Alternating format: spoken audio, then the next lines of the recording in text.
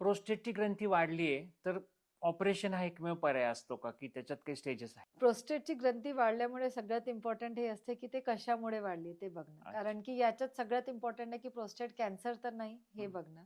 त्यासाठी आपण PSA level, MRI आणि सोनोग्राफी करतो. एकदा आपला क्लिअर झालं की it is not because of cancer, मग त्याला आपण मेडिकल टर्मिनॉलॉजीमध्ये म्हणतो बिनाइन प्रोस्टॅटिक हायपरट्रोफी. ओके. जर हे आहे तर इनिशियल स्टेजेसमध्ये गोळ्या औषध देऊन त्याला कंट्रोल करायचा प्रयत्न केला जातो. पण जर खूपच जास्त वाढली आहे प्रोस्टेट, तर त्याला आपल्याला ट्रीटमेंट करावा लागतो. आता ट्रीटमेंट हे ऑपरेशनच नव्हे, खूप सारे ॲडव्हान्स ट्रीटमेंट आजच्या तारखेला अवेलेबल आहे. त्याच्यात एक प्रोस्टेटिक आर्टरी एम्बोलायझेशन हे अँजिओग्राफीद्वारा प्रोस्टेटला ट्रीट करण्याचा अतिशय चांगला आणि सक्सेसफुल ट्रीटमेंट आजच्या तारखेला आपल्या शहरात अवेलेबल आहे आणि त्याला खूप मिनिमल इन्व्हेसिव्ह आणि खूप प्रिसाइजली ट्रीट करता येतं.